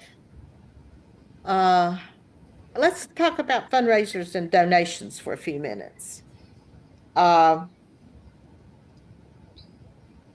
Donations. If you're going to donate to your foundation, like your local school foundation, or you want to make a donation to the North Carolina Foundation for Public School Children, that has to go in your budget. It has to be approved. You can certainly make donations, but please, please, please put them in your budget. They can be paid for out of your regular operating fund, but it must be in your budget and approved. If you're going to do a fundraiser, those fundraising monies must come through as income. Then if they're used for donations, they get credited under expenses. Here's the part that says that you have to spend 50 to 85% of your income on members. That's member dues. I don't get to decide, and you don't get to decide how we spend our money. That's up to the local or region how we spend our money. They're the ones that direct. There's the motions, the approval, the budget. All of that comes from local or regions and they're not the personal decision of the treasurer. As state treasurer, I don't write checks. I am on the banking account, but they're not going to cash a check with my name on it because I don't write checks. And I don't approve expense reports. Right now, our NCRSP state mileage rate is 50 cents per mile. Now, locals and regions can set their own amount that they want to pay per mile for travel.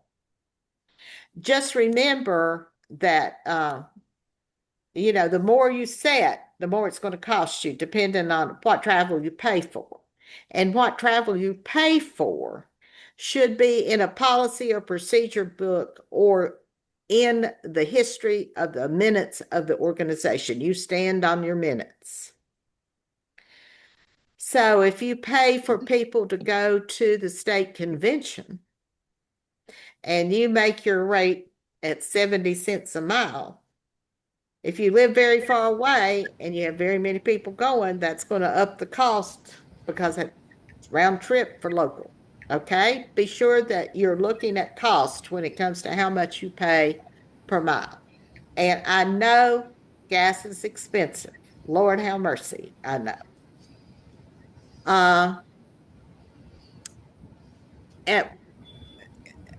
At one point, many years ago, I don't know that anybody, I don't know how people were even local treasurers back then. It was the responsibility of the local treasurer to collect all the dues, not just cash payer dues. They collected them monthly.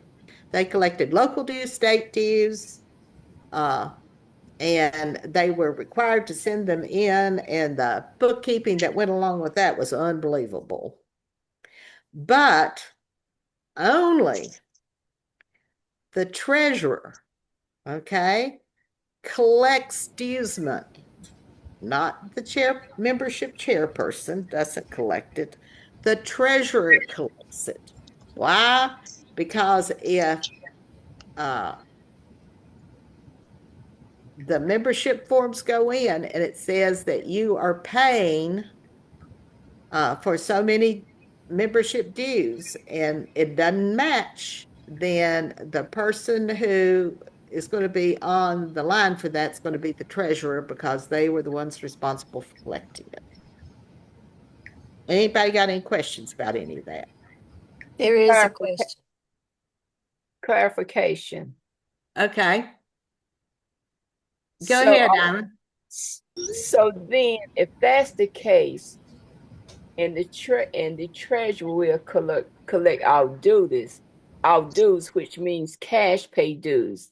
That's correct. Do I understand that the treasurer will also probably be the membership person because they are the one who handles money through new members and how they're going to process those payments?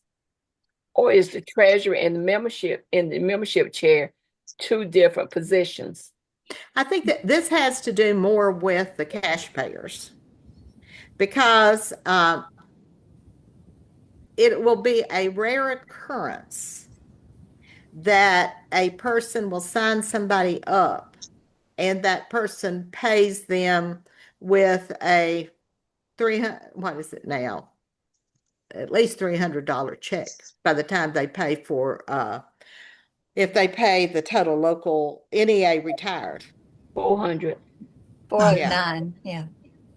So, you wouldn't have to be the chairperson because the chairperson basically signs people up, but they very rarely are going to handle any money at all anymore, except for people who want to pay the total amount due for a year.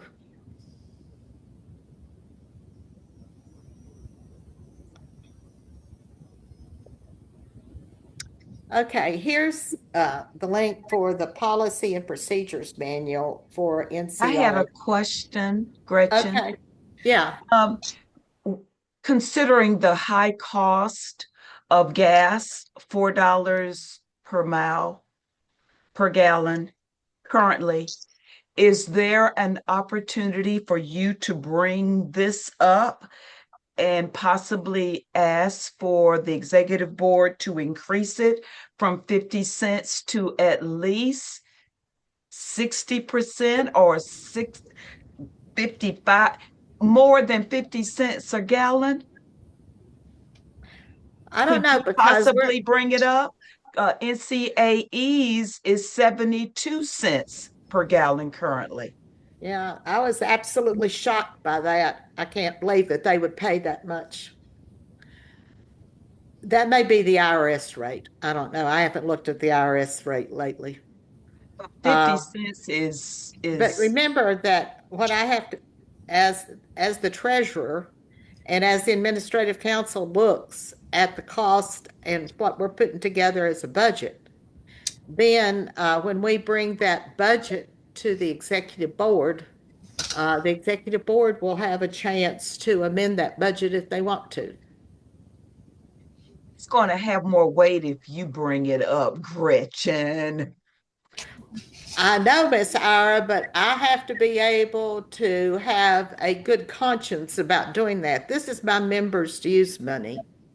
Correct. And we're doing the business of our members, Gretchen, especially given the fact that directors and associate directors are expected to attend a meeting in a face-to-face meeting in August. And we will be paying for those. Yeah, if you room together, we're paying the total cost of your room. Thank you. Okay. All right. So I would urge you can put together your own little policies and procedure manual. Go through this one. See what you think would be applicable for your local or your region and put it together. Because I think people need to know up front, if we don't change that mileage rate and you ask somebody to attend something, they need to know exactly what they're going to be reimbursed for attending it. That's only fair to them. All right?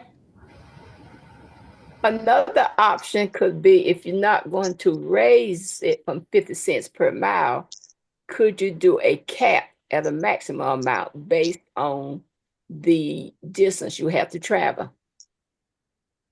Because you may come out less than 50 cents per mile. Well, let's see. Over, then you have to eat some of it. I will tell you that it's 248 miles, according to Google Maps, from my house to the Raleigh office.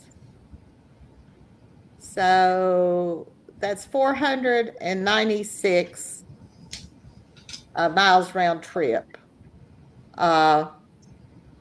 So at 50 cents a mile, I'd get paid 248.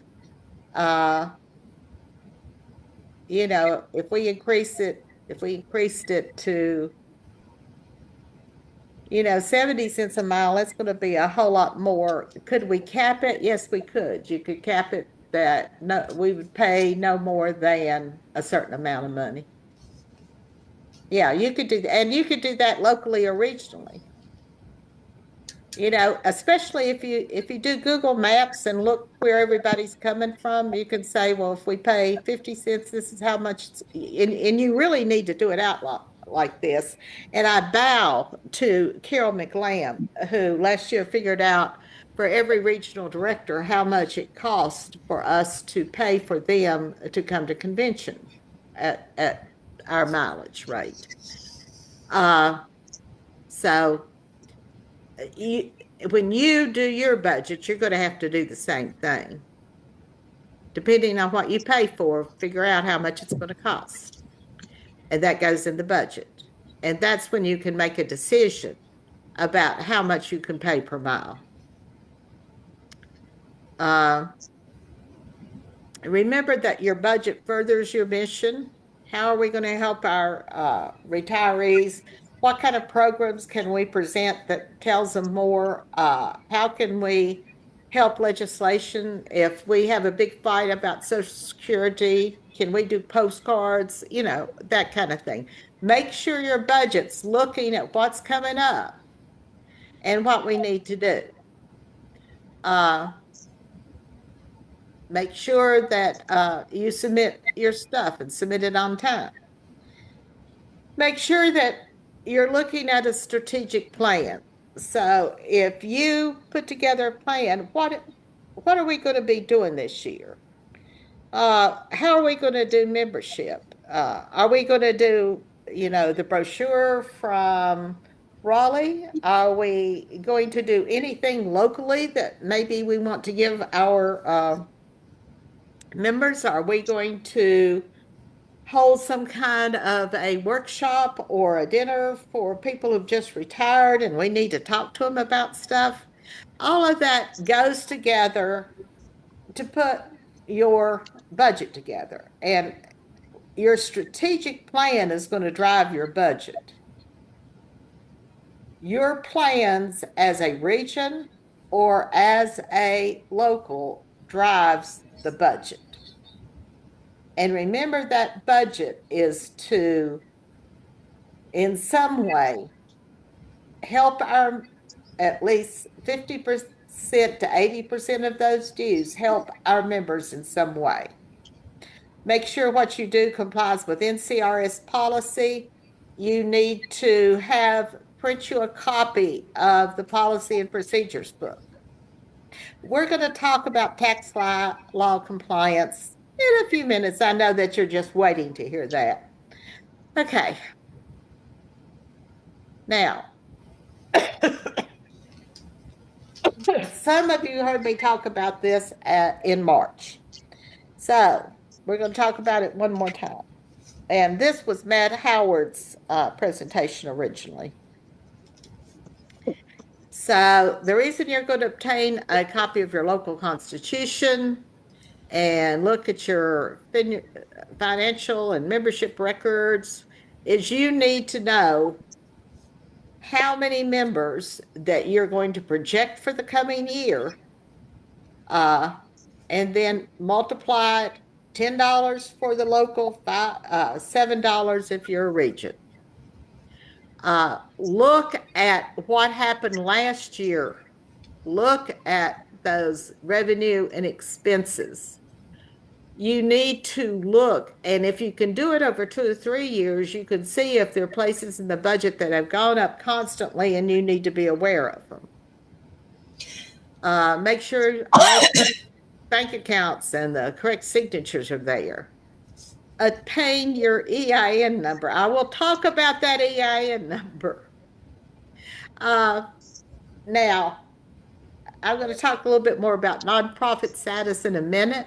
And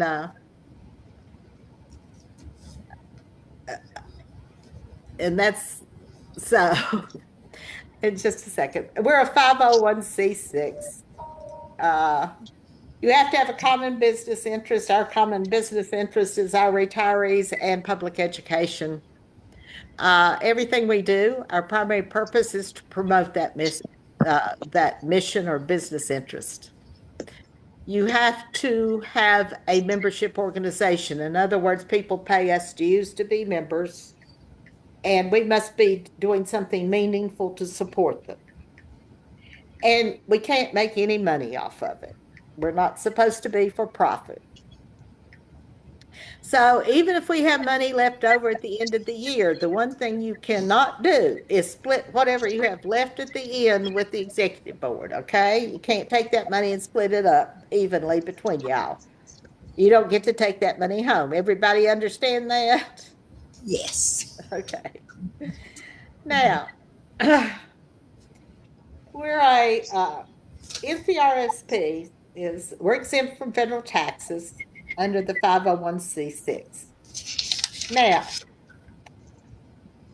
I spent a whole bunch of time talking with the CPA and trying to understand where we needed to be in this whole tax structure. We found out that if you have not applied, if you've not paid the postcard for at least 3 years, and that's just a reporting of dues and stuff, then you have lost your non-exempt status. You're no longer tax exempt. When we realized that, I think, Pat, yours is one of the few who have a 501c. Chatham has that. But yes, and remember I had contacted you about that, but when the previous treasurer sent me the information, right, the status had already expired. Right. So we're in the position now is, so go ahead. Yeah, so what we're doing is we're going to use the CPA, because I think, if I remember correctly, I have all these numbers down somewhere, but it costs like somewhere between $246 to $300 to apply for a 501c. C3. It costs $500 to $600 to renew a 501c6. We have 100 locals. If we all had to get C6, we're talking about a whole bunch of money. So after talking to the CPA, we know that just because we are part of NCRSP does not make us tax exempt. It doesn't make you a nonprofit. You don't have a nonprofit status. You actually have to do it in some other way. So we're asking, I want to go back one, excuse me. I'm asking what he's going to do is he's looking into applying for the nonprofit status for all our regions, and then making the locals come under them. And we're going to try to make sure that we can do it that way. Otherwise, he will apply and do all the necessary paperwork to get everybody back in non-exempt status if they're not there. But we would prefer not to have to do that because it is such a huge expense. So for right now, if you file that postcard, you just go right ahead filing that postcard. We're continuing to file our 990 at the state level, but we will find out what we can do to try to get everybody back in line where we're supposed to. And you'll get more information about that. Your region directors will definitely get it, because we will be coming back. Once we have a plan from the CPA, we will bring that back to the executive board, because they're the ones that are going to have to act on it. Gretchen. Yes. Does IRS not send an IEN number to the local? No. I get one every year. Because you send your postcards in, Pat. If you're filing every year, yes, probably. But the best, normally when you open a bank account originally, an EIN number should have been attached to your local or your region. Yes. And you just want to make sure that EIN number is attached to your local or region. Now, you need to make sure that your 9-digit number is right. I called SECU, asked for I actually went in and got my EIN number. When I put it into the IRS, it did not come back to me. So I'm going to have to go in and redo a whole EIN number, unless the people didn't know what they were talking about. I will tell you. You want to tell the story, Gretchen, or you want me to tell it?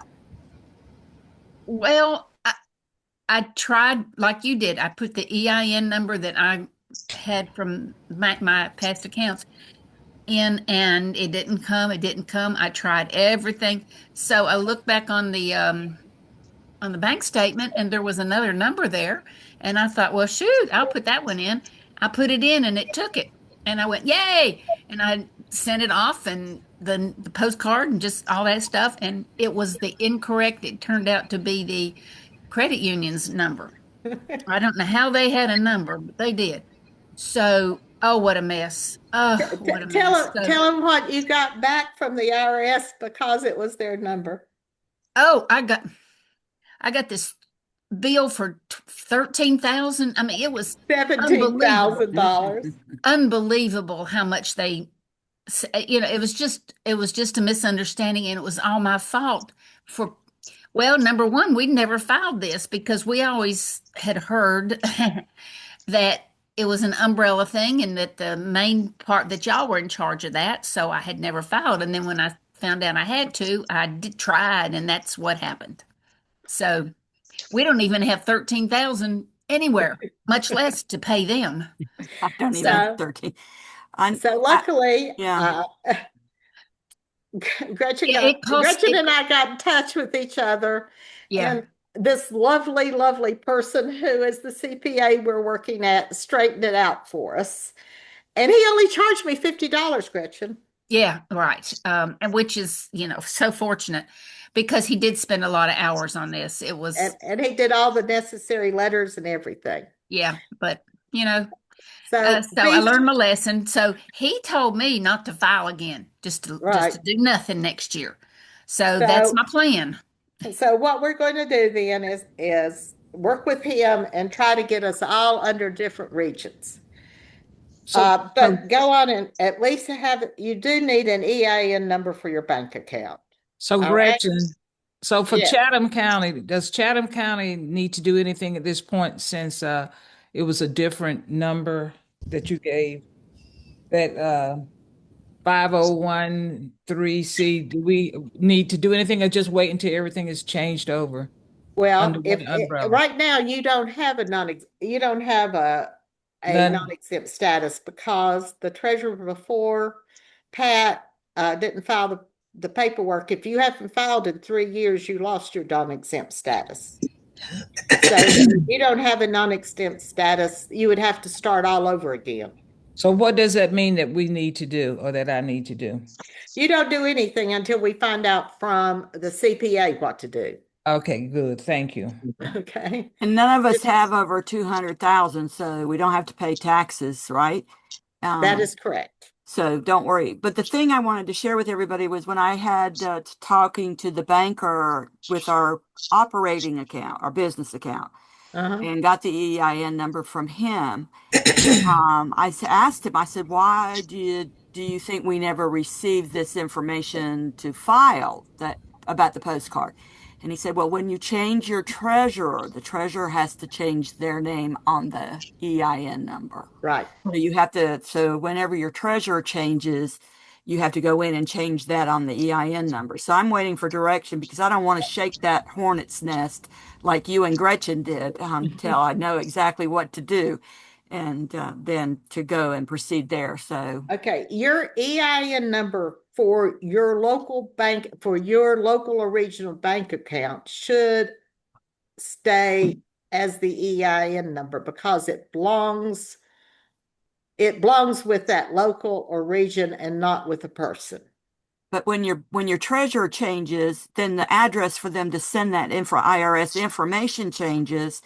And so that may be why we never received any information over the last 3 years because our treasurer had changed. Okay. All right. Anything else right now before I go on? Okay. Hello. Yes. Please. This is Minnie Outlaw from Bertie County.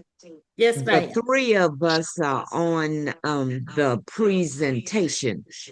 We would like to know how much longer is it going to be? We had allowed 2 hours. I'm sorry. Is there a part 2? Please. You are on the last one right now. The last slide. Okay. Oh, wonderful. Thank you. Okay. So tax return of exempt organizations. The reason you file a postcard is you don't get more than $50,000 in at a local or a region, and you don't have assets over 500,000 or less than, if your assets are less than 200,000, then you don't have to worry about it. So For locals or regions, wait until the CPA tells you what we're going to do. And this is about, they will revoke it if you don't file for 3 years. There's a sample postcard, and basically, if you have an account like Catawba County or Cleveland County has, where you have a bunch of money invested in your scholarship fund, I would advise you to look for a local insurance agency that will issue a fidelity bond insurance to protect against embezzlement. If you do any kind of big to-do, if you do a big fundraiser or something like that where you're going to have a whole bunch of people, you need to probably look for a liability insurance for that particular. It's like an event insurance. Okay? We can talk more about that later. All right. Ignore that. Okay. I gave you a sample budget. Okay. Okay. Then I'm at the end of what I wanted to say.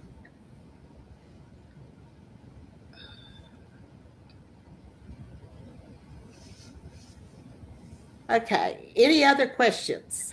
Do you feel any better?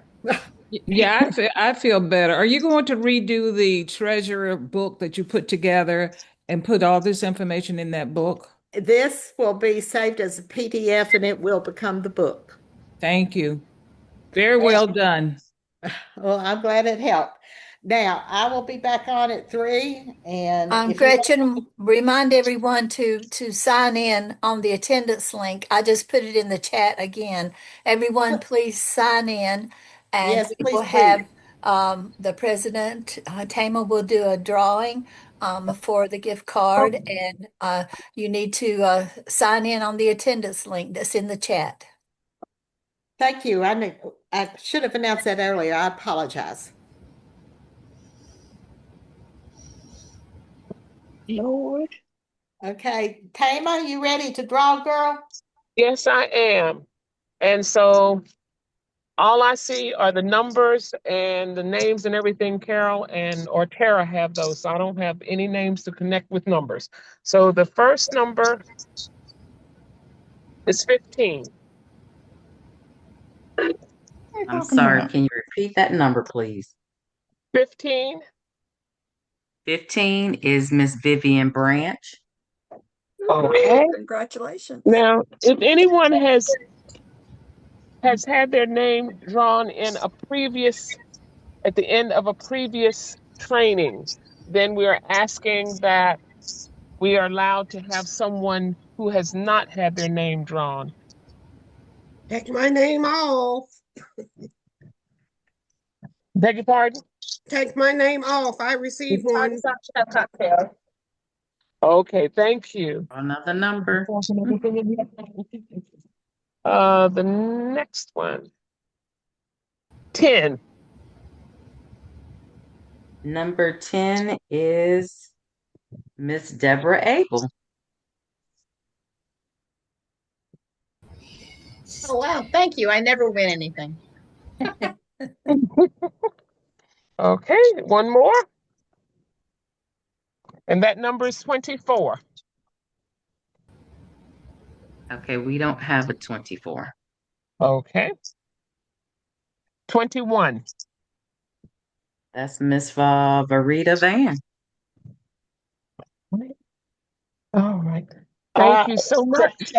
Take my name out. I received I got a one in another workshop. Okay. 7. Number 7. That would be Miss Hazel Jones. What? Thank you. You're welcome. Thank you for attending the workshop. Gretchen, do you have any closing remarks you would like to make? Thank you, thank you, thank you for coming, and thank you for being patient with us and getting everybody on.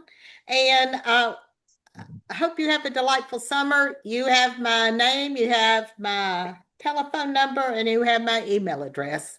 Feel free to use them if you have questions. I don't have all of that. It's on the very front of the PowerPoint, and I can have I'll send the PowerPoint down to Tara and Carol. And can you email that out to the folks that attended, please? Yes, we can do that. I appreciate it so much. Y'all have a good one. And my name is on the title page. Thank you. Thank you. Have a good day. Thank you, Gretchen. Great job. Thank you. Wonderful. Have a good Great one. information. If for any reason you do not remember Gretchen's email, then please email info@ncrsp.org, and that will be given to her any questions or concerns. Thank you. Thank you. Will do.